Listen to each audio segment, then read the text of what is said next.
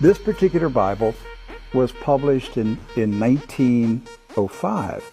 Now, the reason I brought it out is that I want to show a map that's in this Bible. Now, mind you, the Scofield Bible was not published until 1913. Right. And I have in my office an original 1913 Scofield, which was the introduction of the Zionist Masonic heresies about a future state of Israel and separating the church from Israel and all that rapture stuff. That's where it came from. It was a Masonic Zionist heresy that was introduced into the American churches in 1913. This is a 1905 Bible. Pre-Scofield. Pre-Scofield, with no Scofield notes in it. So, you open it up, and this is on page 13. I mean, this thing's big. I want to show you. Here is a map of the Holy Land. And it says, what? Oh, Palestine of the Holy Land. They misspelled Israel. No. Palestine. Palestine. Huh. And all these Christian Zionists that tell me, Rick, there's never been a Palestine. All right, so here's a still. There it is. Let's zoom in and show you here. Yeah. So, yeah, you hear these people like John Hagee, there's never been a Palestine.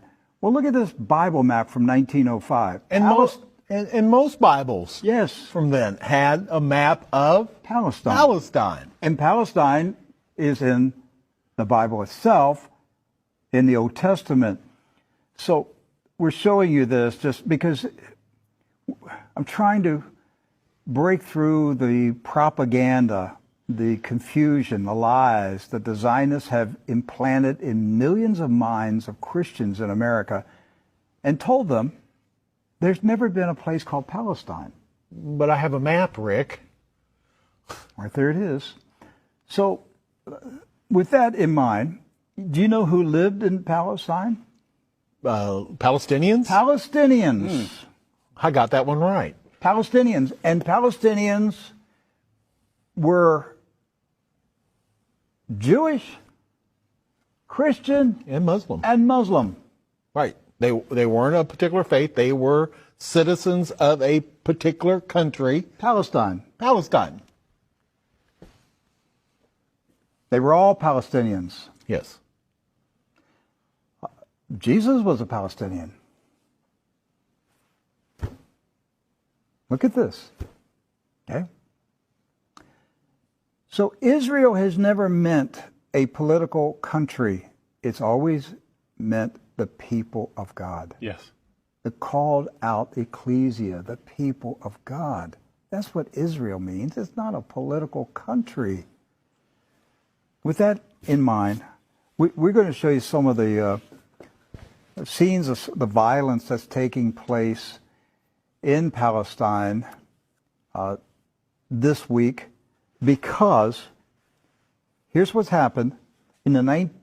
Following the 1917 Jewish Bolshevik Revolution in Russia, where the Jewish Bolsheviks went in and slaughtered the Romanov families in a satanic ritual, imposed communism on Russia, killed hundreds of thousands, literally millions of Christians, hundreds of thousands of Christian Orthodox pastors, and burned their churches, and just a horrible attack on the Russian church in 1917 and afterwards.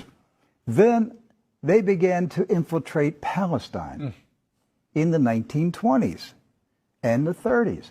In the 1930s, there was a congressman in Texas, Lyndon B. Johnson, and he was smuggling guns and rockets and grenades from Texas to Palestine, putting them in the hands of the Jewish communist terrorists that were infiltrating Palestine. There was no Israel, no state of Israel. It was Palestine. And they crow about that. That's not a conspiracy theory. That's right from the Lyndon B. Johnson Library. The crates were marked Texas grapefruits.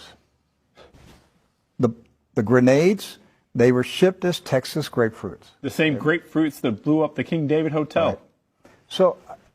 to the 1920s, the 30s, and into the 40s, the European Ashkenazis invaded Palestine, infiltrated. The Arabs, Christian, Muslim, and Jewish, all Palestinians, were alarmed by the arrival of the communist Ashkenazis from Europe.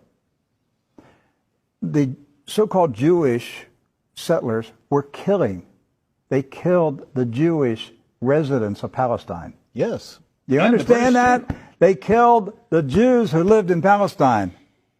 They killed Christians. They killed Muslims. They finally got enough critical mass that they had enough numbers that they took over Palestine and declared their independence in 1948. And Harry S. Truman, a 33rd degree Freemason, quickly recognized this new country as a real country. And that's how we got to 1948 and the State of Israel. There's never been peace in the Middle East since that day. That day is marked by all Palestinians as a day of disaster.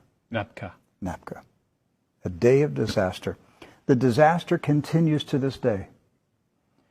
The Ashkenazi invaders continue to take the land, the homes of the Palestinians who have resisted, refused to leave their houses, refused to leave their farms. It's not about Palestinians trying to chase out Jews. It's Jews who are trying to chase out Palestinians. And to this day, since 1948, they're still fighting them, trying to make them leave. Right.